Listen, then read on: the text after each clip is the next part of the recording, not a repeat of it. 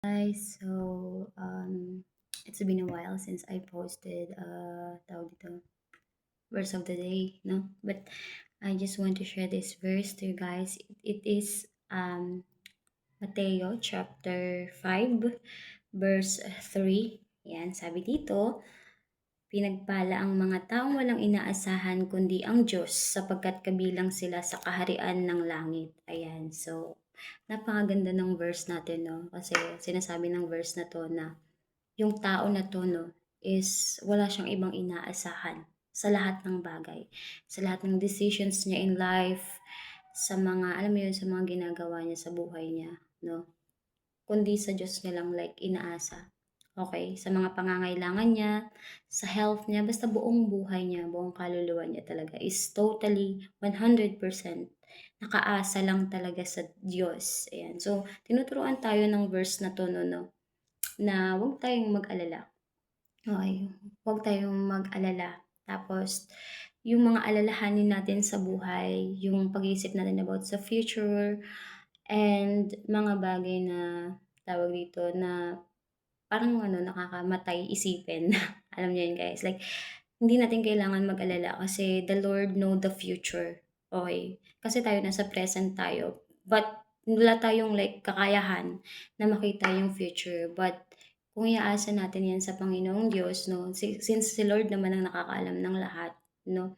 Na parang sinasabi ng verse na ito na hindi pala parang, sinasabi talaga ng verse na 'to 'no, na huwag na tayong mag-aalala, okey? Kasi hawak ng Diyos yung buhay mo, okey? Dahil una sa lahat siya naman yung nag-create niyan, siya naman yung gumawa niyan 'no, na anumang iniisip natin na mga problema sa buhay, mga pagsubok, mga dalamhati, mga kapighatian 'no, ilagak natin yan sa Diyos, ibigay natin yan lahat sa Diyos. Dahil at the end of the day naman, ang may hawak talaga ng buhay natin ay ang Panginoong Diyos lang 'no.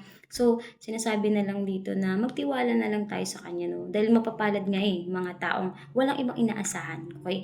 Then, humingi tayo sa Kanya, no, di ba? Meron nga verse din na humingi, humanap at kumatok, di ba? And maibibigay yon, no? But, hindi sinabi ng Lord na madalian yon. Bibigay niya yun agad-agad, no? We need to be humble muna. We need to be patient. Kasi, di ba, si Lord, hindi siya talaga like, binibigay niya agad-agad, di ba? Pini-prepare niya muna yung kung ano yung hiningi natin sa kanya 'no.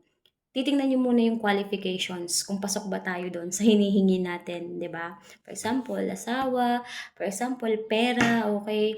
And I know everything happen for a reason naman din na alam ng Diyos yung ginagawa niya, okay, na kasi may mga bagay na nakikita ng Diyos na hindi natin nakikita, tama?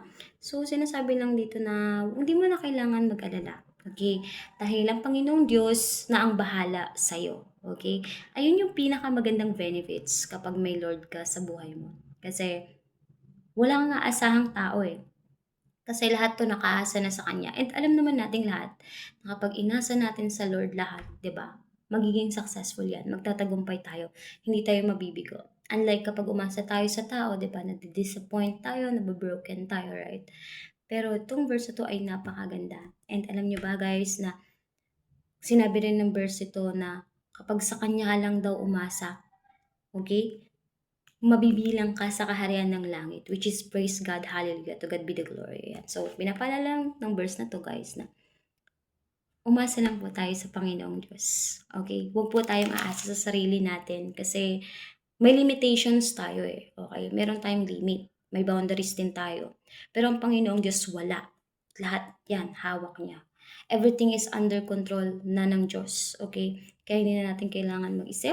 Umasa na lang tayo at magtiwala sa Kanya. Yun lamang, maraming salamat. That is our verse of the day. Good morning and always remember that Jesus loves you more. Bye!